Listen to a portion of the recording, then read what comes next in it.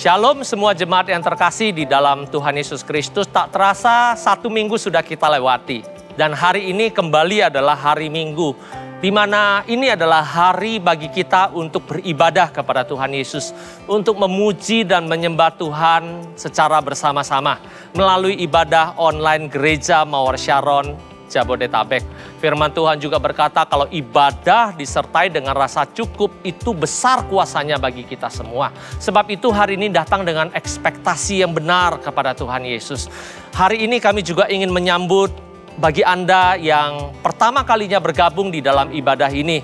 Kami ingin memberikan sambutan hangat kepada Anda semua yaitu welcome home. Tuhan Yesus mengasihi Anda semua. Dan bagi Anda yang hari ini rindu untuk memberikan persembahan, kami ingin menginformasikan bahwa Anda bisa memberikan persembahan Anda melalui nomor rekening yang tertera di layar kaca Anda atau dengan melakukan scan QR Code yang ada. Anda juga bisa melakukannya seperti itu. Dan tanpa berlama-lama, ayo siapkan hati kita bisa beribadah secara online hari ini. Tuhan Yesus yang baik, kami bersyukur hari ini kami masih punya kesempatan untuk bisa beribadah. Kami berdoa dan kami percaya hari ini akan terjadi lawatan yang besar bagi semua jemaat-Mu. Kami berdoa Roh Kudus lawat setiap kami dan urapi setiap kami. Di dalam nama Tuhan Yesus kami sudah berdoa. Haleluya. Amin. Selamat hari Minggu, selamat beribadah.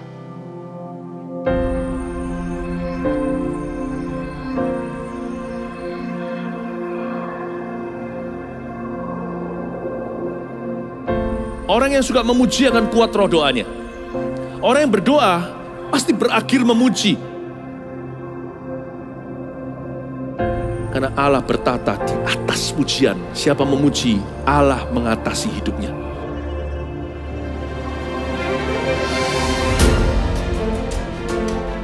The Year of Praise, tahun pujian menjadi sebuah petualangan yang tiada dua. Menjadi sebuah pelajaran hidup yang langsung dari Kristus. Menjadi sebuah pengalaman yang indah. Waktu kita memuji Tuhan, seluruh kerajaan itu berdiri di sampingmu. Waktu kita memuji seluruh kerajaan Allah, dan kereta-keretanya yang tidak kelihatan berkuda dan berapi-api itu berada di kanan kiri. Semakin fisik kita lemah, roh kita semakin memuji Tuhan. Semakin jasmani kita terbatas, semakin rohani kita tidak boleh dibatasi.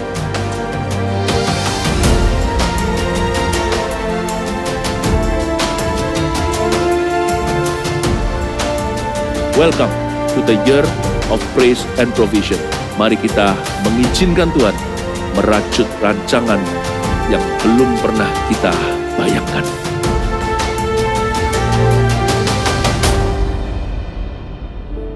Sorak-sorai yang paling dahsyat buat Tuhan Allah kita.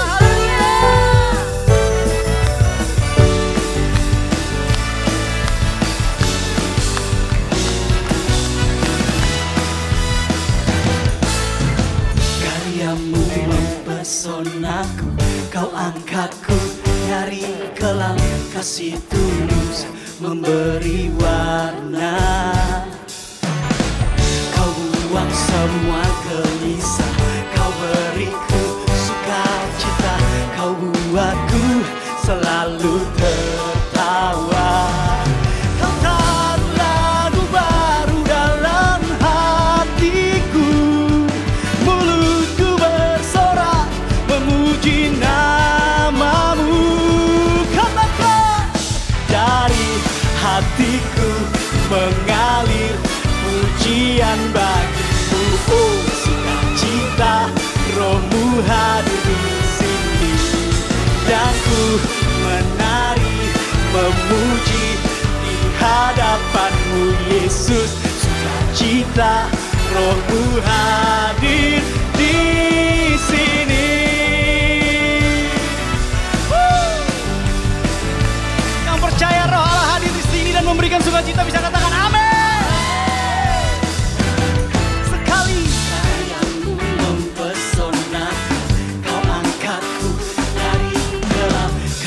Tulus memberi warna. buang semua gelisah. Kau beriku sukacita, kau buatku selalu apa? Kau taruh lagu baru dalam hatiku. Mulutku bersorak memuji namamu. Dari hatiku mengalir pujian bagimu. Oh, sukacita Rohmu hadir di sini. Dan ku menari memuji di hadapanmu Yesus. Sukacita Rohmu hadir di sini.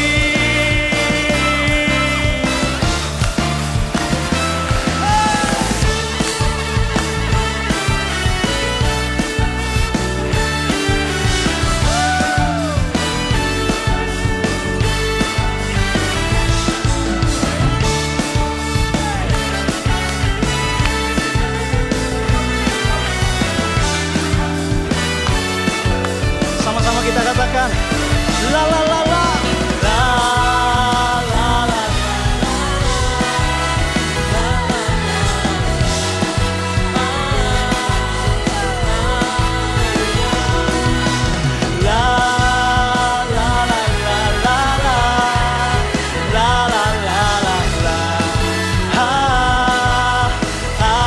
haleluya.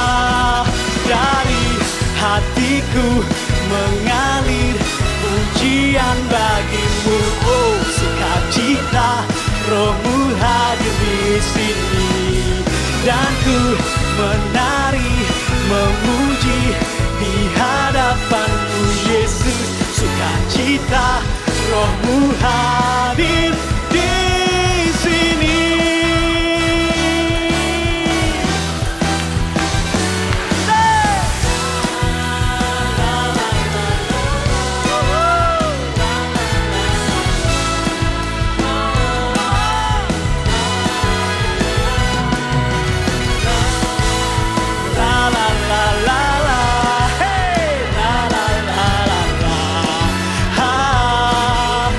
Hadir di sini.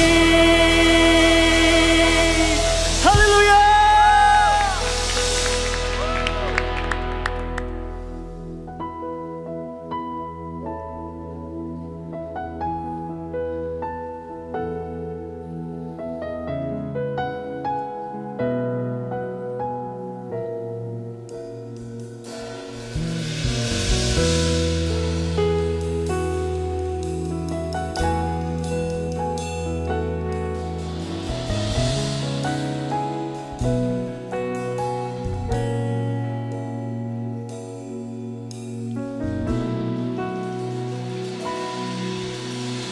Roh Kudus, Kau hadir di sini.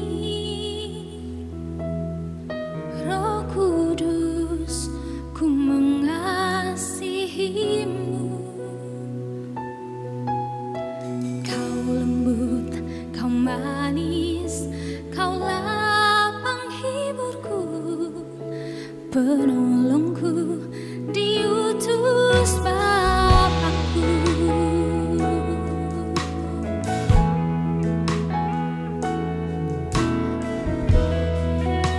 Kau hadir di sini. Roh Kudus, ku mengasihimu. Kau lembut, Kau manis, Kaulah penghiburku, penolongku, diutus Bapakku. Ku buka hati untuk Roh-Mu Tuhan. Ku buka hati menyembah-Mu Yesus. Jamahlah kami, penuhi kami dengan kuasa Allah Maha Tinggi. Ku buka hati untuk Roh-Mu Tuhan.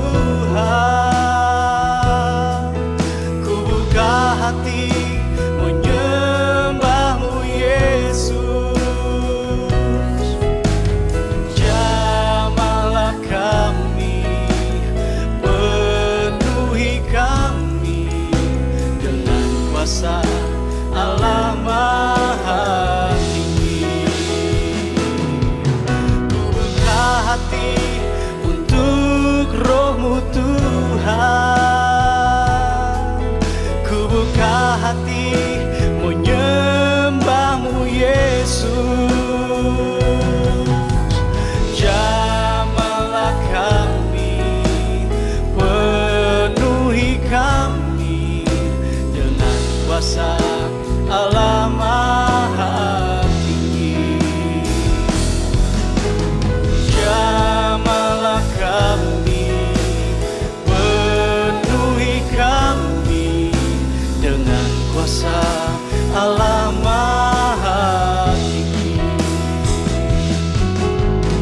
Jamahlah kami, penuhi kami dengan kuasa Allah Maha Tinggi.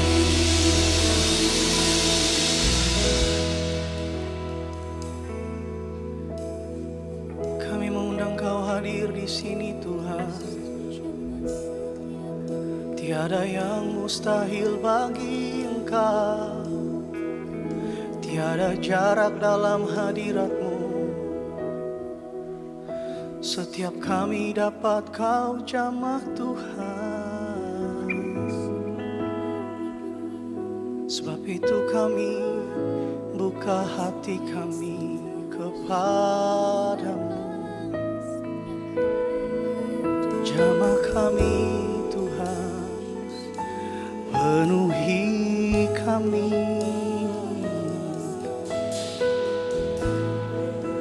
Tolong kami Tuhan,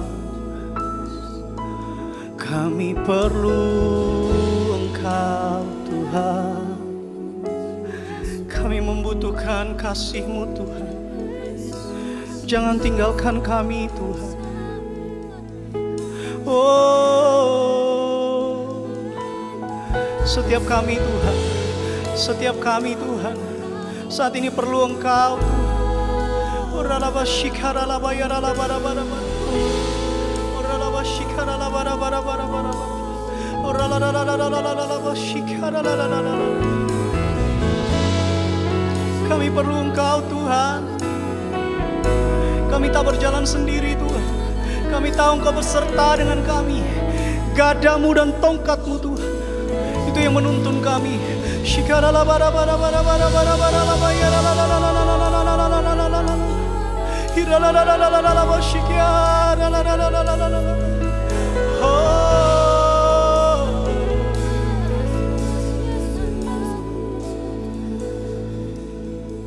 Ku buka hati untuk Roh-Mu Tuhan. Ku buka hati menyembah-Mu Yesus. Jamahlah kami, penuhi kami dengan kuasa Allah Maha Tinggi. Sekali lagi kata, ku buka hati untuk Roh-Mu Tuhan. Kami buka hati kami Tuhan. Oh Tuhan, jamah setiap kami. Jangan lewatkan satu pun dari kami Tuhan. Shikara batara kabata shikara bara. Jamah kami Tuhan. Jangan tinggalkan kami Tuhan. Oh Yesus, kami perlu Kau. Kami buka hati kami sekarang Tuhan. Kami terima kasih-Mu sekarang Tuhan. Ku buka hati untuk Roh-Mu Tuhan. Buka hati menyembah-Mu Yesus.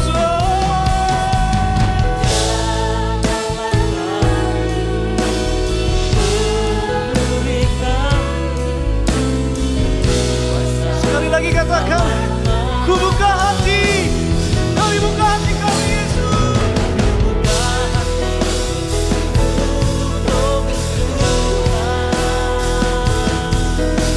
Buka hati menyembah-Mu Yesus. Jamahlah kami.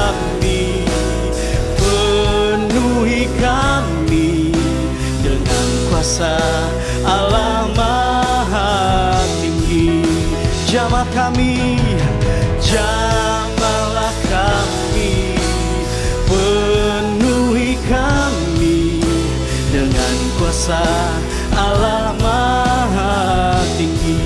Jamah kami, jamahlah kami, penuhi kami dengan kuasa Allah Maha Tinggi.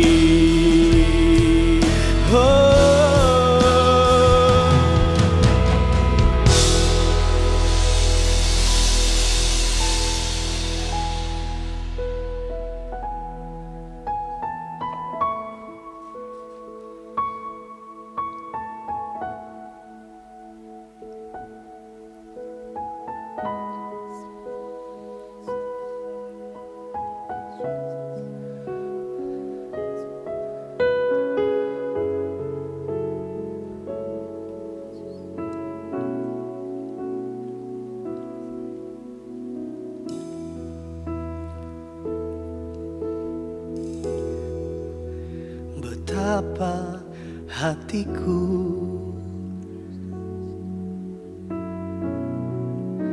berterima kasih, Yesus. Kau mengasihiku, Kau memilikiku.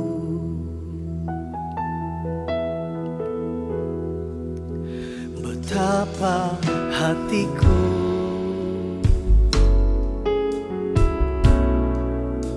berterima kasih, Yesus. Kau mengasihiku,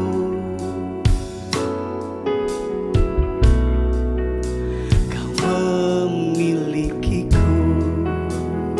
Katakan kepada Tuhan, hanya ini, hanya ini Tuhan persembahanku, segenap hidupku, jiwa dan ragaku. Sebab tak ku miliki harta kekayaan yang cukup berarti untuk ku persembahkan. Hanya ini Tuhan permohonanku, terimalah Tuhan persembahanku. Pakailah hidupku sebagai alatmu seumur hidupku.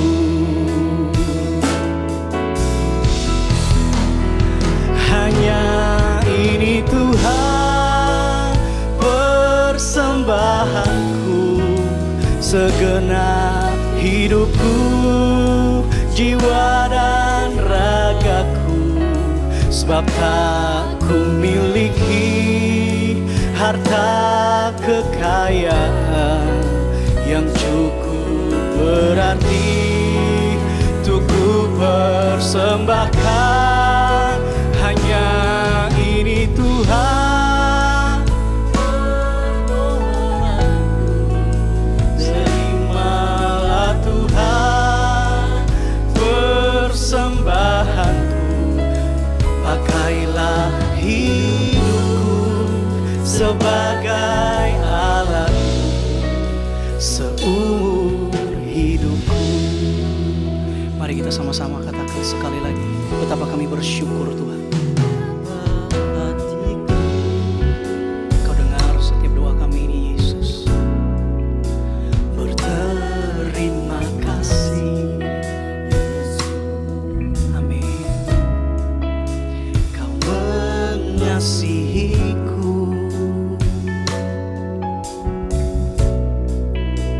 Kau memilikiku. Sekali lagi, katakan betapa hatiku,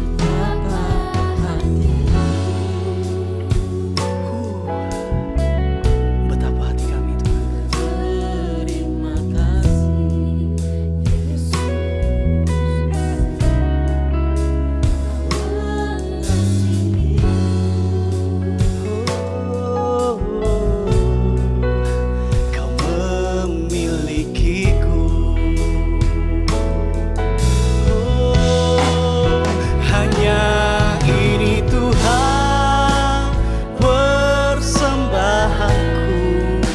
segenap hidupku, jiwa dan ragaku.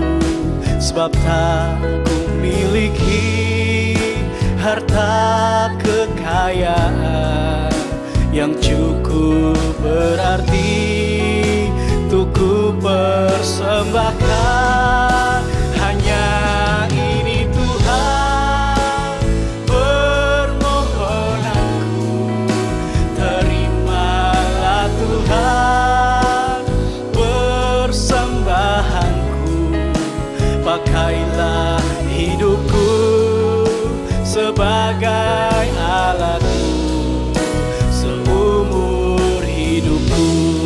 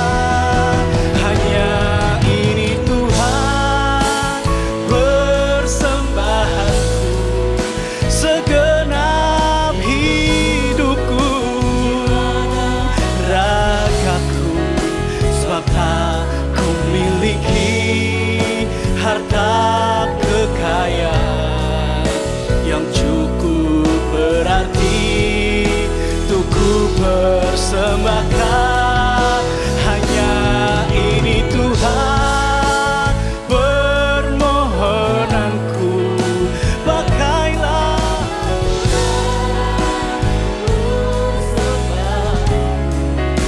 Pakailah hidupku sebagai alatmu seumur hidupku.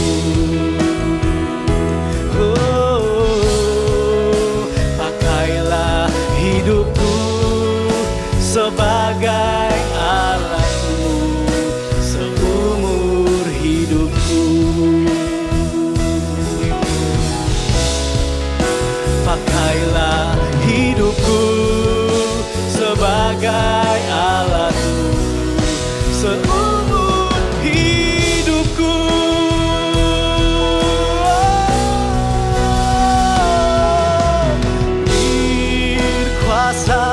Dari tempat maha tinggi, Bapa kekal mulia, Kau hadir di sini, memulihkan hati, menyembuhkan yang terluka.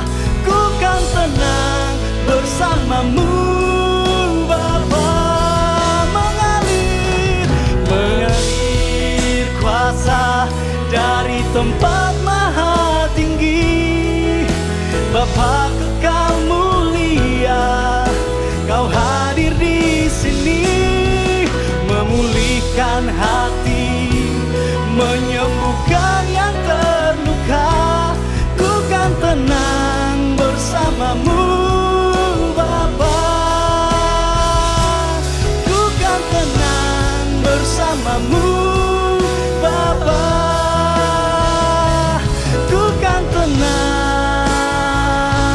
Bersamamu, Bapa.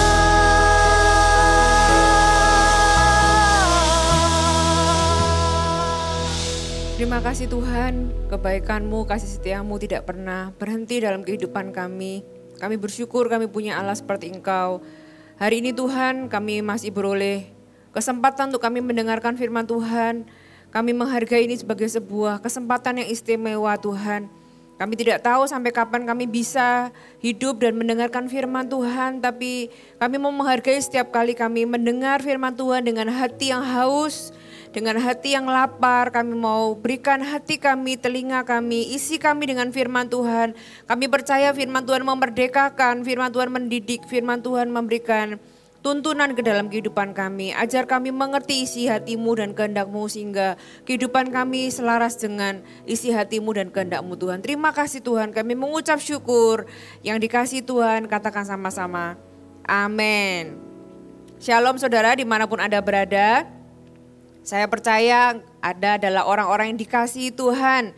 Jadi dimanapun Anda berada hari ini, apapun kondisi Anda, saya mau kasih tahu Anda tidak sendirian. Tuhan ada bersama dengan Anda dan hari ini Anda adalah orang-orang yang dikasihi Tuhan. Saudara, jadi kalau hari ini Anda sedang sedih, sedang down, sedang mencari jawaban, Tuhan itu tidak menutup mata atas kehidupan saudara. Saya percaya akan datang waktunya Tuhan itu akan menjawab apa yang saudara doakan. Hari ini apa yang mau saya bagikan adalah firman Tuhan yang saya dapat rema dari saat teduh pribadi saya yang berbicara dan menguatkan saya secara pribadi, dan saya berdoa firman Tuhan ini juga akan berbicara kepada Anda dimanapun Anda berada sehingga Anda mengerti apa yang menjadi kehendak Tuhan dan Anda menghidupinya dengan antusias. Kita buka sama-sama di Kejadian pasal yang ke-6. Kita belajar dari satu tokoh yang bernama Nuh. Ya, apa yang rema-rema yang kaya dari firman Tuhan dari kehidupan Nuh ini. Kita buka di ayat yang kelima. Ya, kelima dan keenam dulu ya. Ketika dilihat Tuhan bahwa kejahatan manusia besar di bumi dan bahwa segala kecenderungan hatinya selalu membuahkan kejahatan semata-mata, maka menyesallah Tuhan bahwa Ia telah menjadikan manusia di bumi dan hal itu memilukan hatinya. Jadi Tuhan itu sedih, Tuhan itu pilu hatinya.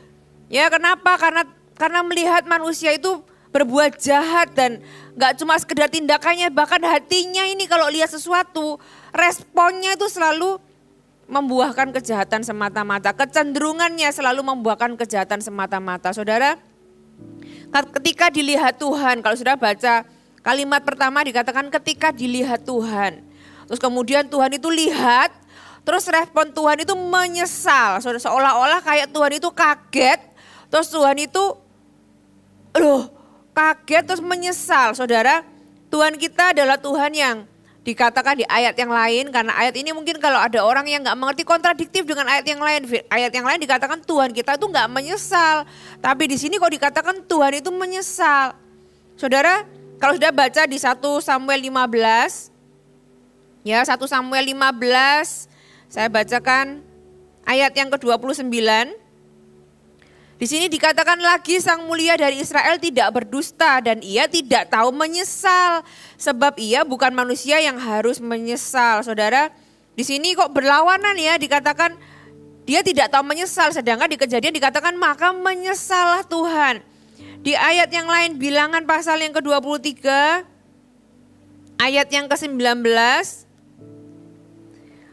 Dikatakan Allah bukanlah manusia sehingga ia berdusta, bukan anak manusia sehingga ia menyesal. Ya, hanya kita loh manusia yang bisa menyesal. Kenapa? Karena kita ini tidak maha tahu. Tahu gitu aku gak akan beli ini, ternyata barangnya gak sesuai dengan apa yang diharapkan, gak sesuai harganya. Tahu gitu aku gak akan lakukan ini, ternyata gitu ya. Apa yang kita lakukan yang harusnya baik hasilnya, tapi ternyata kebalikan yang kita terima. Kita bisa menyesal karena apa? Karena kita bukan manusia yang maha tahu. Kita menyesal karena kita bukan manusia atau pribadi yang maha kuasa. Tapi Tuhan kita itu Allah yang maha tahu. Allah yang maha kuasa. Nah, jadi apa yang dimaksud di dalam Kejadian 6 ini? Dikatakan maka menyesallah Tuhan. Saudara, ayat ini sebenarnya kata menyesal ini dari bahasa asli yang kata nakam. Nah, nakam ini tidak serta-merta karena menyesal karena ketidaktahuan atau menyesal karena ketidakmahakuasaan. Tapi di sini adalah sebuah perasaan atau sebuah kondisi hati yang sangat berduka. Makanya nggak ada kata-kata bahasa Indonesia yang cukup bisa mewakili sehingga dikatakan menyesal di sini. sebenarnya kata ini adalah kata yang sama yang dipakai di Lukas 19. Lukas pasal yang ke-19 ayat yang ke-41. Dan ketika Yesus telah dekat dan melihat kota itu, kota apa ini? Yerusalem. Dikatakan ia menangisinya. Nah, kata menangisi di situ sama dengan kata dalam bahasa aslinya itu sama dengan yang dipakai di kata menyesal. Jadi Tuhan itu pilu, Tuhan itu sedih, Tuhan itu sampai menangis, saudara. Kenapa? Karena Tuhan melihat kejahatan manusia. Apalagi kata nakam ini sendiri juga dipakai di beberapa kalimat yang lain. Ya, contohnya dikata ketika Ishak, kita buka di Kejadian pasal yang ke-24 ayat yang ke-67. Ya, lalu Ishak membawa Ribka ke dalam kemah Sarah ibunya dan mengambil dia menjadi istrinya. Ishak mencintainya dan demikian ia dihiburkan setelah ibunya meninggal. Nah, kata dihiburkan ini juga pakai kata yang sama, yaitu nakam. Artinya apa? Artinya kondisi hati Tuhan waktu itu di Kejadian pasal yang ke-6 adalah kondisi yang sangat sedih, yang butuh dihibur, saudara. Dari sini apa yang kita lihat? Kita bisa mengerti ternyata Tuhan itu punya ekspektasi. Tuhan itu punya harapan. Ya, ketika waktu itu, ketika Tuhan menilik bumi, ketika Tuhan melihat manusia, ternyata manusia itu semua berbuat jahat. Sampai hatinya pun kotor gitu ya. Nah, saudara, pertanyaannya, kalau hari ini Tuhan melihat Anda dan saya, kira-kira respon hati Tuhan kayak apa ya? Sedih, negatif, atau positif? Senang? Kata menyesal di dalam Kejadian pasal yang ke-6 ini sangat mudah menggambarkannya. Itu adalah sebuah perasaan negatif. Seperti kayak saudara coba bayangkan bagaimana perasaan Allah jika manusia itu menuruti firman Tuhan. Taat, ya kan? Apakah Tuhan itu akan gembira, senang, sukacita, ya kan? Pasti Tuhan itu, jadi Tuhan itu punya respon terhadap kehidupan kita, saudara. Nah, demikian juga sebaliknya, bagaimana perasaan Allah ketika manusia itu melanggar firman Tuhan, ketika manusia itu berbuat jahat, ketika manusia itu memilih yang salah daripada yang benar. Respon Tuhan apa? Sedih, Tuhan mungkin marah, Tuhan pilu, saudara ya, bahkan menangis. Dari sini apa yang kita bisa belajar? Ketika saya membaca ayat ini, saya belajar bahwa yang pertama, Tuhan itu punya harapan di dalam kehidupan Anda dan saya. Tuhan punya harapan ketika Tuhan menciptakan Anda dan saya. Tuhan punya kehendak, Tuhan punya rancangan, Tuhan punya keinginan. Keinginannya apa? Tuhan mau melihat orang-orang yang mengasihi Dia. Orang-orang yang taat terhadap perintahnya. Orang-orang yang berani atau bisa memilih yang benar di atas yang salah. Saudara, dari sini menggambarkan ternyata Tuhan itu sama manusia itu hubungannya bukan kayak hubungan siapa sih lu gitu ya. Kalau kita nggak ada attachment dengan seseorang, perasaan kita nggak akan terlalu ada di dalamnya. Kita hanya bisa sedih kalau kita dikecewakan dengan orang yang kita kasihi. Kita hanya bisa pilu atau bahkan berduka ketika kita dikecewakan sama orang yang kita kasih. Kalau orang itu bukan siapa-siapa kita gitu ya, bukan apa-apanya kita, bahkan tidak berarti buat kita. Mau orang yang mau berbuat jahat, mau ngapain gitu ya, kita nggak akan sampai berduka. Kita nggak akan sampai pilu, kita nggak akan sampai apa, karena ya dia nggak ada artinya. Dari sini saya belajar bahwa selain Tuhan itu punya harapan terhadap kehidupan Anda dan saya. Jadi di hadapan Tuhan, manusia itu berharga, saudara. Anda itu berharga. Kalau manusia nggak berharga, Tuhan nggak mungkin masa menyesal ini. Ya, Tuhan nggak mungkin sesedih ini. Kenapa? Karena buat Tuhan itu Tuhan mengasihi, Tuhan itu punya harapan, ekspektasi dari pribadi manusia yang Dia ciptakan. Buat Tuhan, Dia melihat manusia itu adalah hubungan yang intim. Seseorang yang berarti, seseorang yang berharga. Kalau hari ini Anda merasa Anda tidak berharga, Tuhan itu jauh di sana, aku ada di sini. Tuhan itu benar gak sih mengasihiku? Hari ini izinkan saya berkata, Tuhan itu mengasihimu. Hati Tuhan itu gak berubah. Hati Tuhan terhadap manusia dari zaman dulu sampai selama-lamanya. Tuhan itu enggak berubah. Buat Tuhan ciptaannya adalah pribadi yang Dia kasihi. Buat Tuhan Anda itu berharga. Dan apalagi saya belajar dari ayat-ayat ini, remanya adalah saudara, kehidupan kita ini adalah kesempatan untuk kita itu bisa menyenangkan hati Tuhan. Kenapa? Karena ternyata kita juga bisa membuat Tuhan sedih. Berarti kebalikannya, kita juga bisa membuat Tuhan itu happy. Kita bisa membuat Tuhan itu senang. Kita bisa membuat Tuhan itu bahagia, saudara. Saya percaya hari ini ketika Tuhan itu ada di dalam kehidupan Anda dan saya, Tuhan ingin melihat, Tuhan mengharapkan sesuatu. Saudara, hari ini dimanapun engkau berada, pilihlah untuk menyenangkan hati Tuhan. Pilihlah untuk hidup benar di hadapan Tuhan. Ya, kehidupan kita adalah kesempatan untuk menyenangkan hati Tuhan. Karena kita tahu bahwa ternyata Tuhan itu punya harapan ya. Ternyata kita ini berharga ya di mata Tuhan. Nah, kita baca berikutnya di ayat yang ke-7, masih di Kejadian pasal yang ke-6.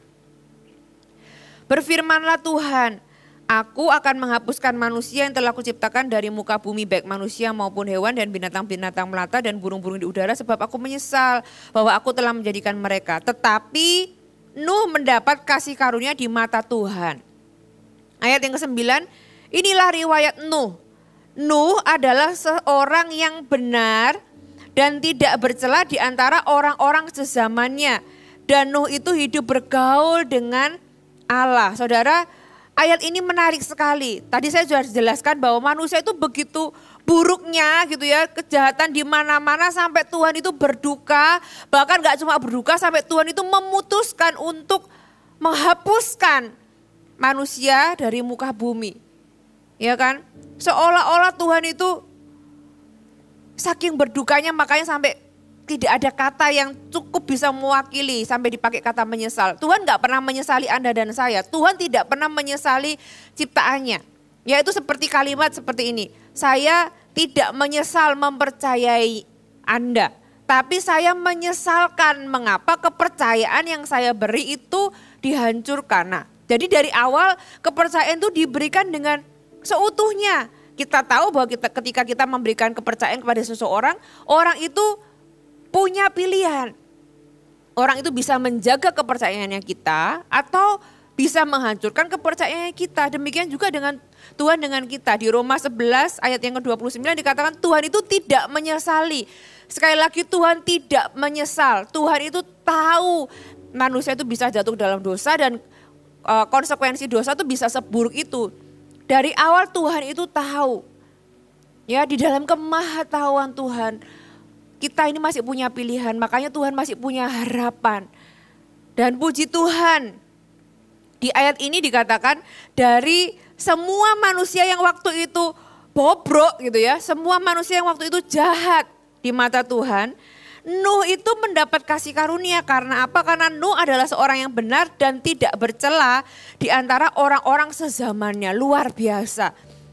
Di tengah manusia yang segitu jahatnya sampai Tuhan tuh mengambil keputusan se-ekstrim itu. Ternyata orang itu bisa hidup benar di tengah lingkungan yang rusak. Remanya adalah saudara dimanapun hari ini Anda berada. Ya, kalau Anda itu adalah orang yang dibenarkan oleh Tuhan, Anda tetap punya pilihan dan Anda bisa hidup benar. Ya kan, Anda bisa tetap menjadi seseorang yang benar di tengah lingkungan yang rusak. Kenapa? Karena Nuh bisa. Karena Nuh pada waktu itu dengan kondisi yang seburuk itu tetap bisa ditemukan sebagai orang yang benar dan tidak bercela di antara orang-orang sezamannya. Ya, dan Nuh itu hidup bergaul dengan Allah. Kuncinya adalah Anda hidup bergaul dengan Allah. Dan kalau Anda hidup bergaul dengan Allah, Anda punya kekuatan dan Anda mampu dan bisa untuk hidup benar di tengah lingkungan yang salah. Di mana? Di kantor mungkin, di keluarga mungkin, di teman-teman mungkin. Anda punya lingkungan yang buruk, yes. Kita punya tanggung jawab untuk memilih lingkungan kita. Ya, nggak berarti kita berteman sama siapa aja gitu ya. Karena lingkungan kita akan juga memengaruhi kita. Ya kalau kita bisa pilih, kita akan pilih lingkungan yang benar. Tapi somehow kadang-kadang di dalam kehidupan kita ini kita nggak bisa memilih. Kadang-kadang di dalam kehidupan kita ini kita tiba-tiba ada aja di tengah lingkungan yang rusak, lingkungan yang buruk. Nah kalau kita tidak bisa memilih, saudara, Anda tetap bisa punya pilihan untuk hidup benar. Anda tetap bisa punya pilihan untuk hidup tidak bercela. Kuncinya adalah Anda bergaul dengan Tuhan. Kalau Nuh bisa, saya percaya Anda dan saya pasti bisa. Amin. Dan kita lanjutkan lagi, Kejadian 6 ayat yang ke-11. Adapun bumi itu telah rusak di hadapan Allah dan penuh dengan kekerasan. Allah menilik bumi itu dan sungguh rusak benar. Sebab semua manusia itu menjalankan hidup yang rusak di bumi. Wow. Saya waktu baca ini saya bertanya-tanya, Tuhan, kira-kira kalau misalnya hari ini dibanding waktu zaman Nuh, kira-kira rusak mana ya? Hari ini kita nggak dikasih air bah. Itu karena dulu Tuhan itu pernah janji bahwa air bah itu tidak akan pernah datang lagi. Ya, tapi kalau misalnya Tuhan tuh nggak pernah janji misalnya gitu ya. Kira-kira hari ini itu bumi lebih rusak gak ya dari zamannya Nuh dulu?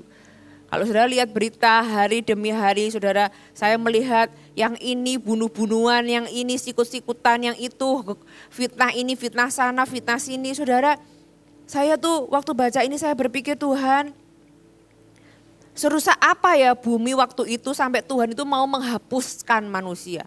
Nah kalau dibanding sekarang, kira-kira itu mana yang lebih rusak? Jangan-jangan hari ini kita itu tidak ada air bah, bukan berarti kita nggak lebih baik daripada zaman dulu. Tapi karena Tuhan sudah janji aja, makanya hari ini kita terpelihara, nggak dihapuskan lagi. Ya kalau handphone, kalau kita punya handphone itu mungkin handphonenya itu sudah rusak, sampai rusak itu dijual pun nggak laku gitu ya saudara ya. Nah tapi saya sempat berpikir, Tuhan, waktu Tuhan itu tahu manusia itu jatuh ke dalam dosa yang seburuk itu, sampai Tuhan itu mau menghapuskan manusia dari muka bumi. Sebagai orang awam ya, saya berpikir kenapa Nuh nggak dihapus juga? Ya kan, Tuhan bisa aja kan delete bumi gitu kan, tinggal diklek gitu, hilang sudah. Ciptakan aja planet yang baru, ciptakan aja ciptaan yang baru, kan Tuhan berkuasa. Tapi puji Tuhan, Tuhan kita ini adalah Tuhan yang menyelesaikan pekerjaannya. Tuhan itu enggak suka putus di tengah jalan. Tuhan terus menyelesaikan pekerjaannya sampai hari ini. Puji Tuhan, Tuhan itu memilih untuk melanjutkan pekerjaannya dan Tuhan memberikan anugerah kepada Nuh berupa kehidupan untuk dia meneruskan pekerjaan Tuhan yang belum selesai di muka bumi ini. Saudara, ketika saya membaca kisah Nuh ini, sebenarnya kisah Nuh ini adalah kisah yang menceritakan karakter Tuhan yang penuh kasih. Saudara mungkin bertanya, Tuhan yang penuh kasih, kalau Tuhan yang penuh kasih kenapa Tuhan hapuskan bumi? Kenapa seluruh manusia itu ditenggelamkan? Kenapa ada air bah? Kalau Tuhan itu sayang, kalau Tuhan itu memang penuh kasih, kenapa? Mungkin pertanyaan yang sama juga Anda pernah berpikir bahwa kenapa kalau memang Tuhan itu penuh kasih, kenapa mengizinkan manusia itu masuk ke neraka? Kenapa ada orang-orang yang pada akhirnya masuk ke neraka? Saudara, Tuhan kita itu bukan cuma penuh kasih. Tuhan kita itu kasih itu sendiri. Kita itu cuma bisa tahu apa yang namanya kasih kalau kita itu kenal sang kasih, yaitu Tuhan sendiri. Nah pertanyaan tadi bagaimana? Pertanyaan itu semudah, sebenarnya Tuhan itu ciptakan bahtera buat siapa sih? Saudara, ketika Tuhan itu mau menghapuskan bumi, bisa enggak Tuhan itu menyelamatkan Nuh dengan cara yang lain? Terus tiba-tiba semua makhluk yang lain tuh nafasnya diambil aja. Bisa enggak? Bisa banget, Tuhan kita tuh maha kuasa, dia bisa lakukan apapun yang dia mau. Kenapa sih harus repot-repot bangun bahtera? Kenapa sih harus melakukan sesuatu yang menurut orang-orang di zaman itu tuh konyol gitu ya. Karena apa? Saudara, zaman dulu banjir itu gak ada di dalam kamusnya mereka. Bumi itu masih begitu baiknya. Gak ada itu kamus banjir, apalagi air bah. Nah, bangun bahtera segede gitu, apa enggak dianggap lelucon gitu ya, dianggap ini apa-apaan gitu kan. Ngapain Tuhan itu bangun Batra segitu besarnya? Sebenarnya saudara, Tuhan itu menyuruh Nuh membangun Batra supaya memberikan waktu untuk orang-orang sezamannya itu berpikir, melihat, merenungkan apa ya benar ya. Sehingga hatinya itu berubah dan percaya kepada Tuhan. Saudara, membangun Batra itu tidak sehari semalam. Nuh membangun Batra kira-kira 100 tahun, bahkan ada literatur yang mengatakan 120 tahun. Masa sih 120 tahun orang itu lihat, orang itu mendengar Nuh itu ketok-ketok palu gitu ya, bikin dari kayu. Masa sih gak mikir atau merenung atau mungkin bertanya-tanya. Tapi luar biasanya memang gak ada satupun yang bertobat. 120 tahun Tuhan kasih kesempatan. Bahkan Nuh ini pasti gak kurang-kurang menginjil ya. Maksudnya berkhotbah. Gak kurang-kurang mengajak. Gak kurang-kurang memberitahu. Gak kurang-kurang menyampaikan kepada orang-orang sezamannya. Tapi selama 100 tahun lebih nihil. Kalau saudara jadi pengkhotbah, Anda punya masa pelayanan 100 tahun dan selama 100 tahun Anda setia melayani berkhotbah, tidak ada satupun yang dimenangkan, saudara bisa bayangkan. Tapi luar biasa Nuh ini, dia taat sama Tuhan. Dan Allah yang penuh kasih, Tuhan itu selalu memberikan jalan keluar. Saudara, Bahtera itu sebenarnya adalah jalan keluar buat orang-orang di zaman itu. Di hari ini Tuhan itu tahu bahwa ada penghukuman akhir. Makanya Tuhan itu memberikan jalan keluar, yaitu siapa? Yesus. Yesus dari surga turun ke bumi untuk menebus kita umat manusia. Saudara, Tuhan itu memberikan jalan keluar. Tuhan itu enggak asal delete, asal hapus. Tuhan enggak asal menghukum manusia masuk neraka. No, Tuhan kasih kita solusi. Tuhan rela mati di atas kayu salib supaya semua orang itu tidak ada yang binasa. Kita buka di 2 Petrus pasal yang ketiga. 2 Petrus pasal yang ketiga ayat yang ketiga. Yang terutama harus kamu ketahui ialah bahwa hari-hari zaman akhir akan tampil pengejek-pengejek dengan ejekan-ejekannya, yaitu orang-orang yang hidup menurut hawa nafsunya.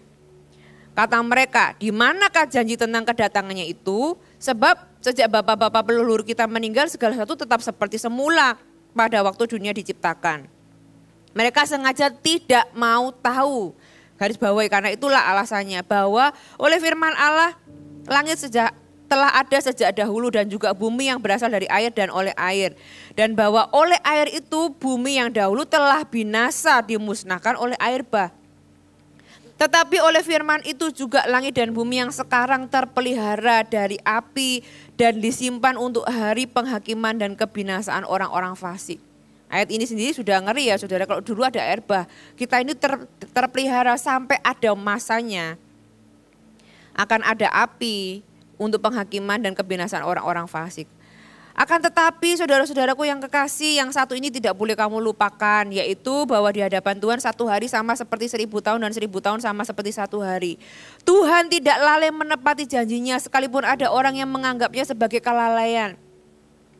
Tetapi ia sabar, katakan sabar. Tuhan itu sabar terhadap kamu. Karena ia menghendaki supaya jangan ada yang binasa. Melainkan supaya semua, gak ada yang kecuali, gak ada yang tertinggal. Semua orang berbalik dan bertobat. Saudara, saya percaya Tuhan kita tuh gak pelin-pelan. Dahulu, sekarang dan selama-lamanya hati Tuhan itu tetap sama. Tuhan itu mau semua orang berbalik dan bertobat. Karena itu Tuhan itu sabar. Makanya saya bilang tadi, Tuhan bisa gak sih nyelamatin Nuh dan menghapus semua manusia yang lain itu dengan cara yang lain selain bikin Bahtera dan air bah? Bisa. Tuhan lo pencipta, dia mau apapun dia bisa lakukan. Kenapa Tuhan itu sampai nunggu? Bahkan kalau saudara dengar khotbah Pastor Fuji minggu lalu tentang Metusala, Tuhan itu sebenarnya udah kasih tahu dari zaman Henok bahwa nanti Tuhan itu akan menghakimi, gitu ya, akan ada air bah. saudara. Tapi Tuhan itu tunggu, Tuhan itu nahan hati. Tuhan itu kalau bisa nggak terjadi nggak usah lah. Kenapa? Karena itu bukan tujuan Tuhan. Karena Tuhan itu selalu ingin semua manusia berbalik dan bertobat. Hari ini, saudara, kalau Anda masih hidup, kalau hari ini Anda masih bergumul, menikmati dosa, tahu nggak kenapa Anda masih hidup? Karena Tuhan itu masih sabar, karena Tuhan itu tunggu Anda bertobat, saudara. Waktu itu Nuh itu pasti dengan semua waktu yang dia pakai selama 100 tahun lebih. Kenapa? Karena Tuhan itu menunggu. Saya percaya kalau waktu itu semua orang itu bertobat, kisah Niniwe itu akan terulang pertama kali di zaman Nuh. Tuhan itu Tuhan yang sama, Tuhan itu tidak pernah suka menghukum. Kalau saudara cinta sama seseorang, hukuman itu bukanlah opsi nomor 1. Yang dicari itu adalah pertobatan. Sama seperti Yunus ketika bicara kepada orang Niniwe, 40 hari lagi Tuhan akan menghancurkan, akan menghakimi dan segala macam. Apakah Tuhan pelin-pelan?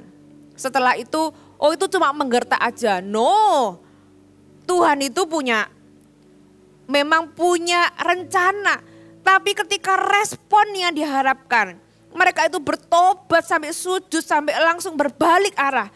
Tuhan itu juga bisa merubah rencananya. Nah Tuhan itu tunggu, saudara. Apa yang saya belajar dari peristiwa Nuh ini, saudara, jangan tunda-tunda pertobatan Anda. Jangan tunda-tunda. Ya, kenapa? Karena Anda dan saya tidak pernah tahu hidup ini akan berakhir kapan. Hari ini dengan masa pandemi ini kita semakin tahu, sebenarnya kita dari dulu harusnya sudah tahu. Tapi dengan masa pandemi ini kita semakin tahu bahwa manusia itu fragile ya. Manusia itu rapuh ya. Hanya karena virus yang bahkan tidak kelihatan mata, kita tuh bisa berangkat kapan aja loh saudara. Untuk kita itu tidak ada lagi di muka bumi, tua itu bukanlah syaratnya. Saudara, we never know. Baca di ayat 15 di 2 Petrus 3 tadi. Anggaplah kesabaran Tuhan kita sebagai kesempatan bagimu untuk beroleh selamat. Saudara, anggaplah hari ini kalau Anda itu masih diberikan hidup sama Tuhan. Saudara, jangan terus tinggal di dalam kekerasan hati. Jangan terus tinggal di dalam dosa. Kalau Anda tahu itu salah, saudara lebih baik Anda bayar harga. Kadang-kadang ketika kita itu memilih yang benar, ada harga yang harus kita bayar. Saudara lebih baik Anda bayar harga untuk hidup di dalam kebenaran. Daripada Anda memilih untuk sesuatu yang sepertinya nikmat tapi salah. Anda bayar di belakang, sama-sama bayar kok. Bedanya cuma di depan sama di belakang. Masalahnya di belakang lebih besar bayarnya. Dan saya berdoa firman Tuhan ini berbicara, Anda tidak lagi menunda-nunda. Kalau Anda pikir, oh ya nantilah gitu ya. Nantilah, aku kan masih muda. Nantilah, melayani Tuhan itu nanti. Bertobat itu nanti. Sungguh-sungguh sama Tuhan itu nanti. Halo, we never know, kita gak pernah tahu saudara. Air bah pun mereka gak pernah nyangka, memang Nuh itu membangun bahtera, Tuhan gak pernah bilang kapan mulai ada hujan. Gitu ya. Sampai ketika mereka itu hujan mulai turun, mereka mengetok-ngetok, pintu sudah tertutup, it's too late. Saudara, hari ini dimanapun Anda berada, lihatlah kehidupan Anda sebagai kesempatan yang diberikan Tuhan. Untuk apa? Bagi Anda yang belum bertobat, ini waktunya Anda bertobat. Bagi Anda yang belum sungguh-sungguh sama Tuhan, ini waktunya Anda sungguh-sungguh dengan Tuhan. Melayani Tuhan dengan apa yang Anda dan saya bisa. Kesempatan untuk kita bisa menyenangkan hati Tuhan lewat keputusan-keputusan kita setiap hari. Izinkan hidup ini menjadi kehidupan yang berbuah ketika kita masih hidup. Kehidupan yang menyenangkan hati Tuhan ketika Tuhan menilik hidup kita. Tuhan bisa tersenyum melihat kehidupan kita. Amin. Kita buka lagi, kita belajar lagi dari kehidupan Nuh saudara. Kita buka di Kejadian masih pasal yang ke-6. Ayat yang ke-13. Ayat yang ke-14. Buatlah bagimu sebuah bahtera dari kayu gofir. Bahtera itu harus kau buat berpetak-petak dan harus kau tutup dengan pangkal dari luar dan dari dalam. Beginilah engkau harus membuat batra itu 300 hasta panjangnya, 50 hasta lebarnya, 30 hasta tingginya. Buatlah atap pada batra itu dan selesaikanlah batra itu sampai sehasta dari atas. Dan pasanglah pintu pada lambungnya. Buatlah batra itu bertingkat bawah, tengah, dan atas. Sebab sesungguhnya aku akan mendatangkan air bah meliputi bumi untuk memusnahkan segala yang hidup dan yang bernyawa di kolong langit. Segala yang ada di bumi akan mati binasa. Tetapi dengan engkau aku akan mengadakan perjanjianku dan engkau akan masuk ke dalam batra itu. Engkau bersama-sama dengan anak-anakmu dan istrimu dan istri anak-anakmu. Dan dari segala yang hidup, dari segala makhluk, dari semuanya haruslah engkau bawa satu pasang ke dalam batra itu supaya terpelihara hidupnya bersama-sama dengan engkau. Jantan dan betina harus kau bawa. Ya, kemudian Tuhan menjelaskan semuanya harus dibawa sepasang yang haram satu pasang, yang tidak haram 7 pasang, kemudian bawa yang dapat dimakan, kumpulkan gitu ya. Ayat 22, lalu Nuh melakukan semuanya itu tepat seperti yang diperintahkan Allah kepadanya. Demikianlah dilakukannya. Saudara, seperti yang saya bilang tadi, Nuh itu mendapat visi ini, dia itu sudah umur 500 tahun saudara. Ya, kemudian dia membangun kira-kira sampai 600 tahun. Jadi 100 tahun sendiri dia bangun itu batra.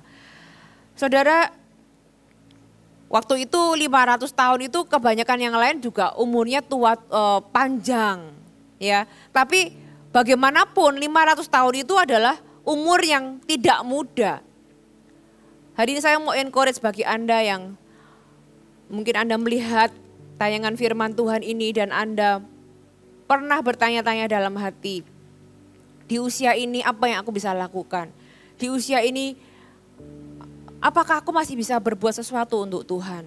Saudara, apapun usia Anda umur 40, 50, karena pertanyaan itu bisa muncul kapan aja, khususnya di usia di atas 40 tahun biasanya, atau hampir 40 tahun ke atas. Saudara, Tuhan tidak pernah pilih kasih. Ketika Tuhan memberikan visi, Tuhan bisa berikan visi kepada orang usia berapapun. Abraham ketika dia mendapat anak, umurnya sudah 100 tahun saudara. Ya, Sarah sudah 90 tahun. Nuh waktu dia terima visi yang besar, itu umurnya 500 tahun. Saudara, Tuhan bisa memberikan Anda sebuah visi. Ketika Anda itu siap, di usia berapapun, jadi hari ini siapkan hati Anda. Terima visi yang baru dari Tuhan. Saya percaya ada orang-orang yang ketika Anda mendengarkan firman Tuhan ini, tiba-tiba Tuhan itu berbicara kepada Anda. Ayo layani Tuhan di area ini. Ayo lakukan ini, ayo lakukan itu. Bahkan mungkin engkau diingatkan Tuhan atas visi yang Tuhan pernah kasih ke dalam kehidupan Anda, yang mungkin Anda pernah lakukan tapi Anda berhenti melakukannya. Tuhan bilang lakukan, selesaikan apa yang pernah aku perintahkan engkau untuk lakukan. Saudara, kita bisa dipakai Tuhan umur berapapun, katakan amin. Ya, ketika saya beranjak umur 40 tahun saya juga bertanya-tanya. Saya lihat orang-orang yang masih muda, aduh iya ya gitu ya. Saya dari muda melayani Tuhan. Saudara, saya jadi full timer sejak umur 22 tahun. Ya, begitu lulus kuliah saya langsung memberikan diri jadi full timer. Saya memberikan segalanya, masa muda saya, semuanya yang saya bisa berikan. Itu pun buat saya merasa belum memberikan semuanya gitu. I wish saya itu bisa berikan lebih buat Tuhan. Apa ya, apalagi saya di usia sudah beranjak 40, saya berpikir Tuhan secara kekuatan sudah lebih berkurang daripada dulu gitu ya. Secara kesibukan lebih sibuk daripada dulu. Rasanya lebih terbatas lagi, saya berpikir apakah saya ini masih bisa mengerjakan visi yang besar. Firman Tuhan ini mengingatkan saya dan juga Anda bahwa di usia berapapun Anda, Tuhan masih bisa memakai Anda. Dan hari ini saya juga melihat, oh iya ya, saya punya visi untuk Jabodetabek bersama dengan Pastor Fuji. It's a big vision, besar sekali. Kadang-kadang sampai bisa nggak ya, gimana ya, di mana ya, bagaimana ya. Gitu ya saudara, demikian juga saya percaya dengan Nuh. Nuh disuruh bikin batra segitu besarnya. Bukan cuma bahtera loh tuh saudara tugasnya. Dia suruh mengumpulkan segala binatang. Saya berpikir gimana ya dari cara dia ngelis binatang segitu banyaknya. Saya percaya dia waktu awal terima visi pasti kewalahan. Gimana ya, tapi firman Tuhan luar biasa mengatakan bahwa Nuh melakukan semua itu tepat seperti yang diperintahkan. Nuh itu taatnya itu 100%. Enggak pakai nawar gitu ya. Di usia yang sudah tua dia enggak berkata, Tuhan masa sih aku masih bisa, umurku loh sudah 500. Tuhan aku enggak ngerti binatang-binatangan. Kalau misalnya dia pertukangan, oke Tuhan aku bisa bangun bahtera, tapi animal binatang-binatang itu saya enggak ngerti gimana caranya. Atau mungkin sebaliknya dia adalah pencinta binatang. Oke Tuhan kalau binatang aku oke, tapi kalau bangun bahtera gimana, karena aku nggak pernah jadi tukang misalnya. Tapi dia berkata ya Tuhan, walaupun visi itu besar, walaupun dia mungkin tidak tahu mulai dari mana, firman Tuhan menjelaskan, menuliskan bahwa Nuh melakukan semuanya tanpa kecuali.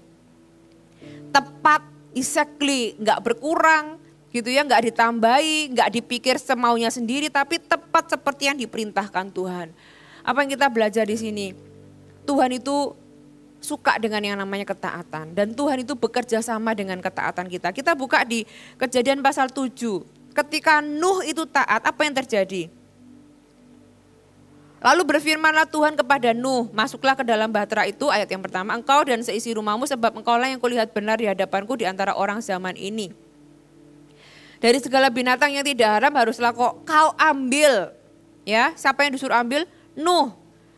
Haruslah kau ambil 7 pasang jantan dan betinanya, tetapi dari binatang yang haram 1 pasang jantan dan betinanya. Juga dari burung-burung di udara 7 pasang jantan dan betina supaya terpelihara hidup keturunannya di seluruh bumi. Sebab 7 hari lagi aku akan menurunkan hujan ke atas bumi 40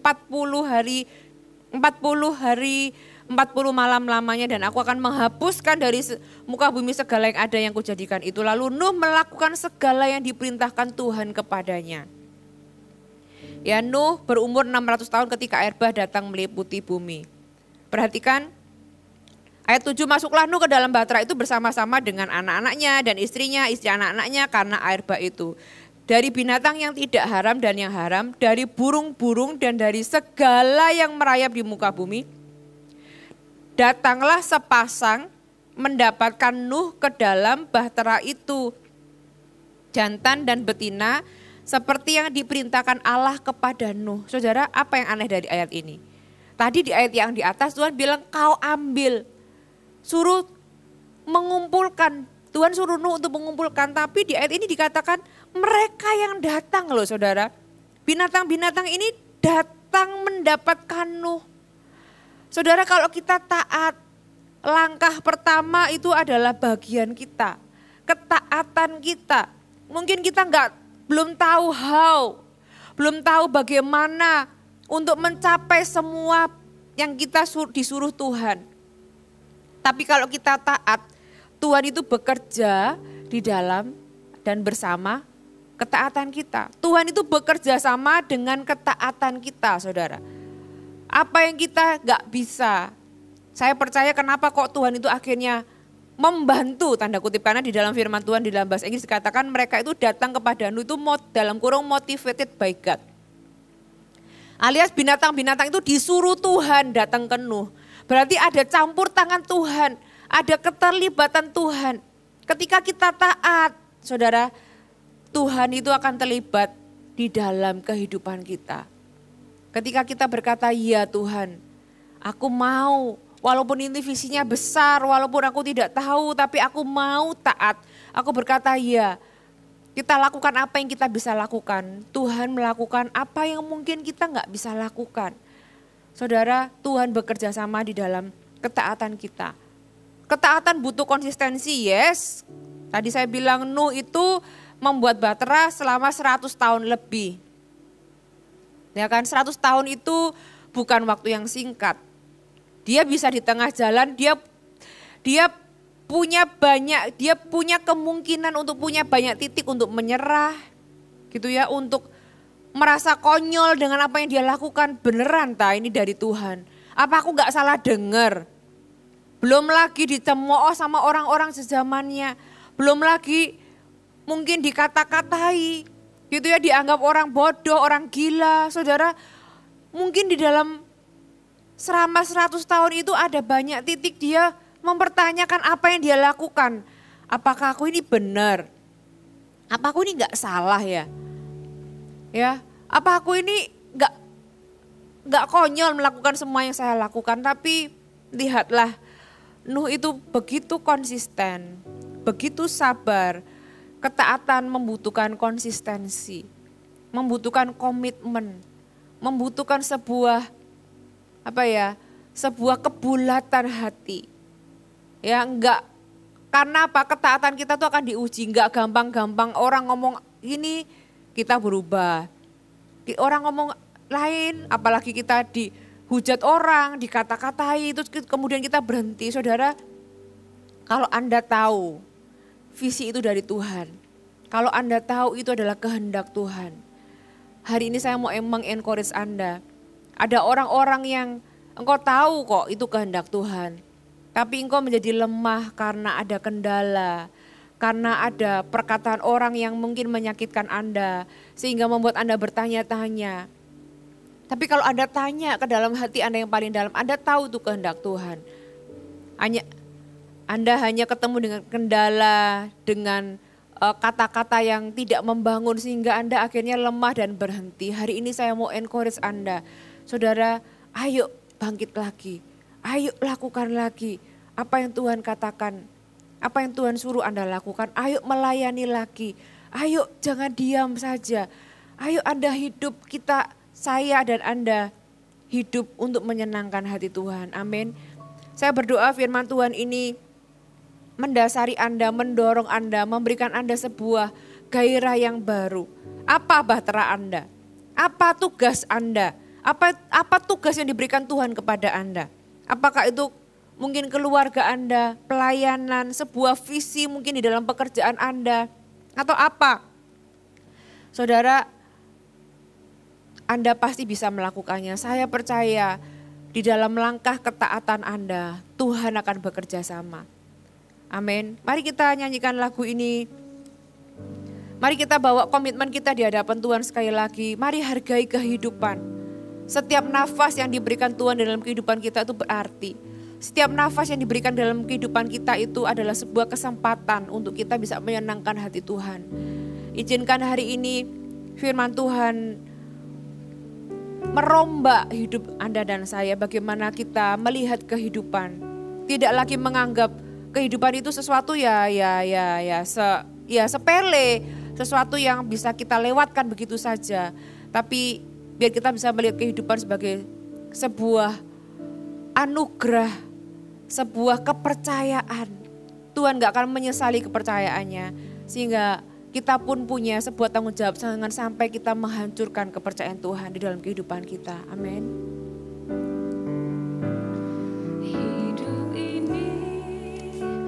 Adalah kesempatan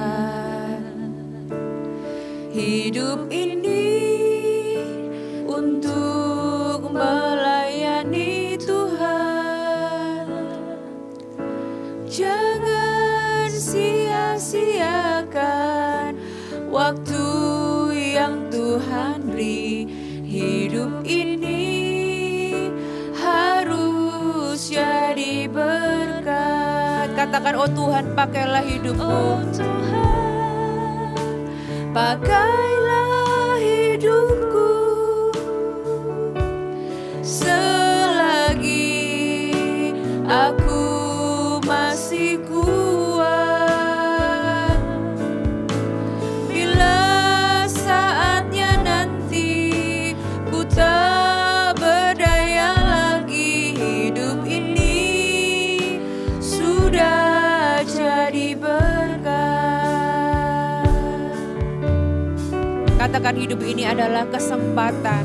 Hidup ini adalah kesempatan.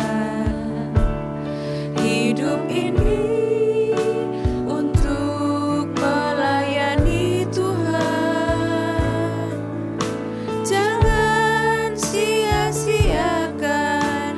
waktu yang Tuhan beri, hidup ini harus jadi berkat. Oh Tuhan, pakailah hidupku selagi aku masih kuat. Bila saatnya nanti ku tak berdaya lagi, hidup ini sudah jadi berkat. Angkat tanganmu, katakan, oh Tuhan, pakailah hidupku, pakailah hidupku selagi aku masih kuat. Bila saatnya nanti ku tak berdaya lagi, hidup ini sudah jadi berkat. Saudara, saya mau bacakan Anda sebuah ayat di kitab Filipi. Karena bagiku hidup adalah Kristus dan mati adalah keuntungan. Tetapi jika aku harus hidup di dunia ini, itu berarti bagiku bekerja memberi buah. Jadi mana yang harus kupilih aku tidak tahu. Aku didesak dari dua pihak. Aku ingin pergi dan diam bersama-sama dengan Kristus, itu memang jauh lebih baik. Tetapi lebih perlu untuk tinggal di dunia ini karena kamu. Saudara, apa tujuan Anda hidup di dunia ini? Tahukah Anda kenapa Tuhan itu masih mengizinkan Anda bernafas hari ini? Apakah Anda hanya mau melewati hidup begitu saja? Hari ini lihatlah bahwa kehidupan adalah sebuah kesempatan. Dan Tuhan itu melihat kita sebagai orang-orang yang berharga. Tuhan mempercayakan kehidupan kepada Anda dan saya sebagai anugerah. Dan Tuhan mengharapkan di dalam kehidupan kita ini, kita menyenangkan hati Tuhan. Kalau hari ini Tuhan melihat kehidupan Anda, kira-kira perasaan Tuhan kayak apa ya? Saya berdoa, saudara gak perlu menyesali kalau Anda merasa, aduh aku ini orang berdosa. Tuhan itu pasti sedih lihat kehidupanku. Itulah kenapa hari ini firman Tuhan itu untuk Anda. Tuhan gak akan menghakimi, sekali lagi Tuhan itu gak menyesali keberadaan Anda. Tuhan tidak pernah menyesali menciptakan Anda dan saya. Dan sampai hari ini kalau Anda dan saya masih hidup, itu karena Tuhan masih punya harapan dalam kehidupan Anda dan saya. Masih ada yang belum selesai di dalam kehidupan Anda dan saya. Masih ada rencana Tuhan yang kita harus selesaikan, saudara. Masih ada visi yang kita harus selesaikan. Dan biar hari ini kita bisa melihat Tuhan dan berkata, Tuhan terima kasih untuk kehidupan ini. Mulai hari ini, di dalam sisa hidupku, aku akan menghargai setiap nafas yang Tuhan berikan. Saudara, untuk satu nafas yang kita nafas ini, orang terbaring di rumah sakit itu bayar jutaan rupiah hanya untuk nafas yang mereka harus hirup dan keluarkan kembali. Kadang-kadang untuk itu pun mereka sudah gak mampu lagi. Saudara, jangan sampai kita lupa. Jangan sampai kita menganggap kehidupan ini yang remeh. Terus kita menyepelekan apa yang kita lakukan. Saudara, hidup Anda begitu berharga, engkau begitu berharga. Mari kita hidup menyenangkan hati Tuhan. Izinkan Anda dipakai Tuhan. Tuhan, aku mau melayanimu. Tuhan, aku mau lakukan apa yang aku bisa. Dengan apa yang Tuhan percayakan dalam kehidupanku, baik secara tenaga, baik secara waktu, secara dana, secara apapun lah Tuhan. Hargai semua yang Tuhan percayakan dalam kehidupan Anda. Biar itu menjadi, Anda melihatnya sebagai sebuah kesempatan untuk menyenangkan hati Tuhan. Amin. Kita nyanyikan lagu ini, biar hati Anda kita bawa di hadapan Tuhan. Pakailah hidupku. Mari nyanyi bersama dengan saya. Selagi aku masih kuat, bila saatnya nanti ku tak berdaya lagi, hidup ini sudah jadi berkat. Terima kasih untuk firman-Mu Tuhan.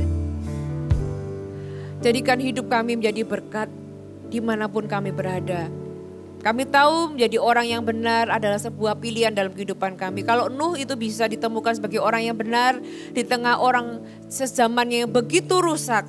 Tuhan, temukan orang-orang yang jemaat, orang-orang yang berani memilih yang benar di atas yang salah. Tuhan, berikan kemampuan untuk jemaat-Mu memilih yang benar dan hidup menyenangkan hati Tuhan. Dimanapun Engkau berada hari ini, angkat tangan-Mu, terimalah berkat dari Allah Bapa yang mengasihi-Mu.